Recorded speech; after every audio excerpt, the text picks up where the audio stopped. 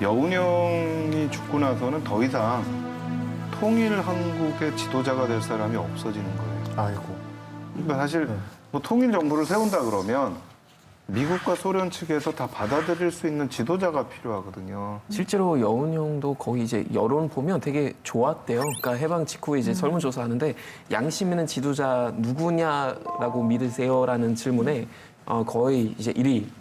가장 양심 있는 지도자 1위로 여운이 네, 이렇게 네, 뽑혔었죠. 그래서 진짜 이제 어떤 통일 정부 만약에 설립했으면 그때 굉장히 큰 좋은 영향을 끼치지 않았을까라는 그런 생각도 드네요. 근데 지금 여기 이제 여운형 씨가 암살 당하고 나서 세 분이 있는데 아마 그 중에서 유일하게 받아들일 수 있는 사람은 제가 보기엔 김규식은 어쨌든 미국과 소련이 받아들일 수 있다. 근데 사실 이분은 제가 보기엔 학자예요. 저희 독립운동 할 때도 미국에서 대학 나오고 나서 상해나 북경에서 해외 나오는 조선의 청년들을 데리고 영어 가르치고 유학 준비시키고 했던 사람이에요. 두 사람 안 돼요. 그래서 이제 또 마지못해 또 생각했던 사람 중에 하나는 또 서재필 박사도 있습니다. 필립 제이슨. 네. 이분을 또 굉장히 고령인데 미국에서 모시고 와서 이분을 또 옹립해야 되는 게 아닌가. 근데 이분은 또 잘 몰라요, 국내에서. 한국 실정을 또 네, 거기다 모르셨구나. 국내 기반도 아무것도 없고. 이제 딜레마에 빠지게 돼요. 그래서 말인데 미군정의 다음 파트너는 누구로? 그래서 제가 준비를 해왔습니다. 아유 준비성이 네. 대단하세요. 이분은 누구세요? 잘 모르겠네, 이분 얼굴 보고. 그렇죠. 잘 거의 지금까지 등장을 안 했던 분이에요. 네. 장덕수라고 하는 이 한국 민주당의 전략가입니다. 최고의 전략가입니다. 네. 그러니까 사실 이 일제강점기에도요 좌파 우파 활동을 다 하셨던 분이고요. 아주 굉장히 뭐 머리가 명석하고, 근데 약간 친일의 경력도 좀 있었지만 네네. 일본과 미국에서 다 유학을 했었기 때문에 인맥도 굉장히 넓게 퍼져 있는 분이고.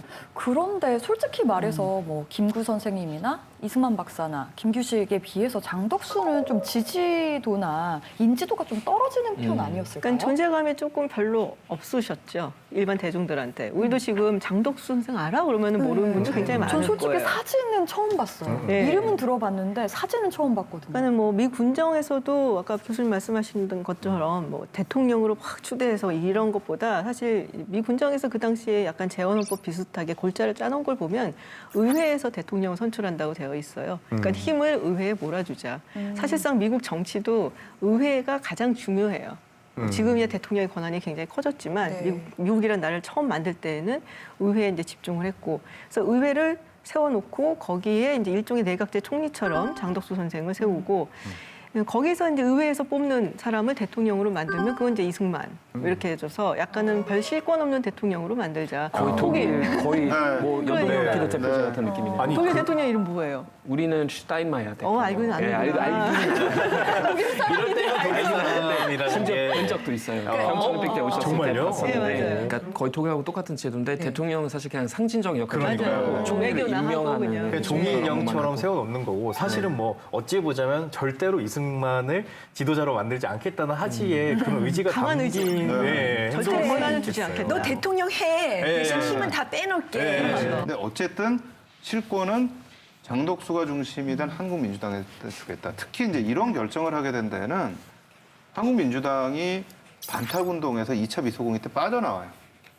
1차 미소공의 때는 한민당이 두 분의 반탁운동 진영에 합류를 했었는데 2차 미소공의에서는 여기서 빠져나와가지고 미군정 쪽에 협조하는 쪽으로 갑니다. 그러니까 미국의 입장에서는 그래도 우리하고 협조할 수 있는 사람들한테 실권을 주고 대중들한테 인기가 있는 사람들을 의도적으로 물러나게 할 수는 없다. 실권은 주지 않는 방향으로 생각을 했던 거죠. 그게 이제 여운형이 암살되고 미소공의가 결렬되면서 미군정이 생각했던 하나의 시나리오입니다. 그래서 장덕수. 이게 무슨 소리야? 뭐야? 이게 무슨 소리야? 총소리. 1947년 12월 2일 여기가 장덕수 박사님 댁 맞죠? 어떻게 오셨는가?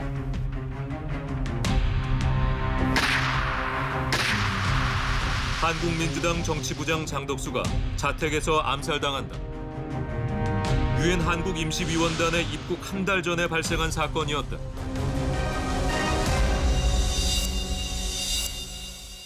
아이고. 야, 아무리 당시가 뭐 무시무시한 암살의 시대라고 하지만 또 이분도 좀 어떻게 고의 좀 내려놓으셔야죠. 고의 이게 모셔주시 바랍니다. 미국이 이렇게 파트너로 삼는 사람마다 바로바로 암살이 돼버려요. 진짜 그러네요. 저희가 송진우 가장 가까웠고요. 네, 좀 영영 영영 말씀하셨는데 그랬고요. 바로 장덕수 이렇게 뭐죠? 됐고. 그러니까 사실은 미군정하고 가깝게 가서 그 사람이 지도자가 되는 거를 막고자 하는 사람이 있었다라는 거죠. 근데 사실 이 사건은 이전의 암살 사건하고 굉장히 좀 달랐던 게요. 경찰이 암살을 해요. 배우가 누굴까요? 경찰이 암살하고 김구는 군인이 암살하고 네, 이게 그러니까요. 뭐예요, 지금? 그런데 딱 잡고 나서 며칠 지나자마자 이제 냄새가 나기 시작해요. 암살 배우에 김구가 있었다. 네? 김구 아니, 선생님이요? 네. 아니 잘못하신 거 아니에요? 그게 설마. 아니 그런 이제 보도들이 나오기 시작을 해요. 근데 이건 굉장히 제가 보기에는 정치적 모략의 냄새가 나요. 특히 장덕수 암살 사건의 재판을 하는데 김구를 증인으로 나오게 합니다. 이게 살인 사건 재판정에 증인으로 나간다는 건 정치인으로서 굉장히 큰 타격이 그럼요. 되거든요. 흥미로운 게 트루먼 대통령이 법정 출두 요구서를 보내요. 김구 네. 선생님이요. 미국에서 네. 대통령이 예. 이게 말이 안 되는 게 뭐지? 그 당시에 김구 주석은 아무런 직위가 없는 사람이에요. 공식 네. 직위가. 근데 미국의 대통령이 조그만 나라 일기 촌부한테 법정에 나오세요라고 편지를 쓴다고요? 이건 정치 공작입니다. 이게 이제 어떤 사연이냐면 미성공회가 결렬되고 나서 한국 문제가 유엔으로 올라가고 유엔에서 한국에 들어와가지고 한반도 전체에서 총선거를 하겠다. 근데 북쪽에서 그걸 거부를 하잖아요. 네.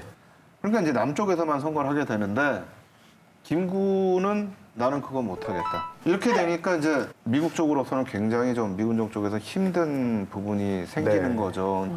유엔에 의한 선거를 반대하는 정치인에 대해서 뭔가 부정적인 타격을 주기 위한. 아니 그 사진도 있어요. 그래서 이제 군정이니까 군사법정 재판을 받잖아요. 김구 선생이 이렇게 앉아 계시는 사진이 있어요. 또 되게 속상해요. 그 사진 보면은. 근데 물론 이제 무혐의로 그 후에 풀려나시긴 했는데 정치적으로 굉장히 좀 타격을 받았죠.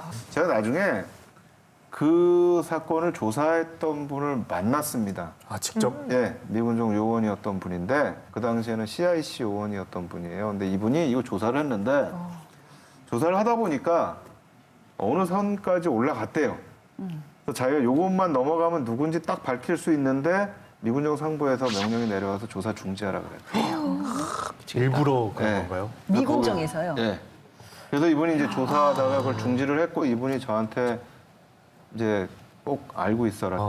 근데 이건 굉장히 제가 보기에는 정치적 모략의 냄새가 나요. 그러면 김구 선생님은 이 장덕수 암살 사건에 연루되면서 정치적 입지도 좀 깎이고 또 북한으로 김규식 선생님하고 같이 또 면담하러 가시고 그러다 보니까 미국 입장에서는 결국 선택지가 이승만밖에 없었던 거네요. 그렇죠. 그리고 사실 김구 선생, 김규식 선생 그리고 이승만 선생이 이제 셋이 모였을 때 그런 얘기를 했대요. 이 김구 선생이나 김규식 선생은 이제 반대다. 단독 선거는 김규식 선생이 우리가 만약 이걸 진행을 하면 역사가 우리를 역적으로 적을 것이다.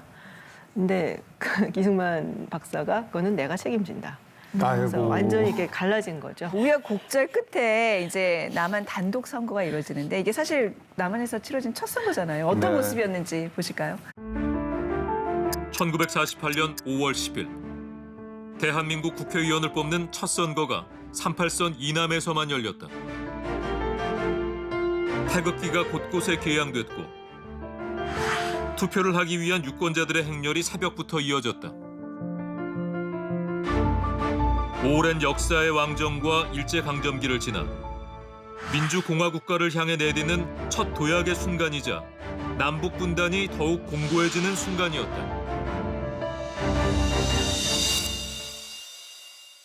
아, 저 영상이 이렇게 남아있다니. 야, 그렇죠? 그러니까 남한에서였지만 비록 그래도 내 손으로 지도자를 직접 뽑는 아주 정말 역사적인 순간이에요. 또 투표율이 굉장히 높았어요. 95.5%의 투표율이 있었는데 사실 어떻게 그런 투표율이 그러니까요. 나오나? 가능한 진짜 일인지. 높다. 네. 와. 그래서 이제 논란이 되는 게 과연 이 투표가 자유로운 분위기에서 이루어졌느냐. 근데 이제 유엔 쪽에 보고된 거는 굉장히 자유로운 분위기에서 이루어졌다는 거고 일부에서는 좀 강압적으로 끌고 나온 투표장으로 끌고 나온 부분들이 있다. 이제 그게 좀 나뉘고 있지만 저는 기본적으로 우리 역사상 처음으로 보통선거, 비밀선거가 이루어졌다는 거는 저는 엄청난 역사적인 사건이라고 생각을 해요. 그러니까 21세 이상의 모든 사람들이 자기 의사를 표시할 수 있는 선거가 이루어졌고 특히 여성까지도 네. 참여를 했거든요.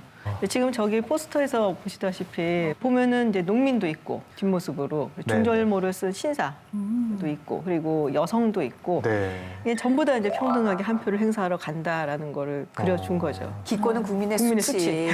조만간 총선 다가옵니다, 여러분. 여러분, 예, 네. 수치스럽지 않게 모두 투표장으로 향하시기 아 바랍니다. 근데 되게 네. 지금 봐도 되게 세련되고 그쵸. 뭔가 상징이 다 담겨 있는 그런 네, 여성한테도 투표권이 주어졌다는 사실이 굉장히 인상적이에요. 아까 그 VCR 보니까 아이를 얻고 투표를 하러 갔잖아요. 제가 알기로 프랑스에서 1944년, 이탈리아에서 1945년, 그리고 스위스에서도 1971년에서야 여성한테 참정권이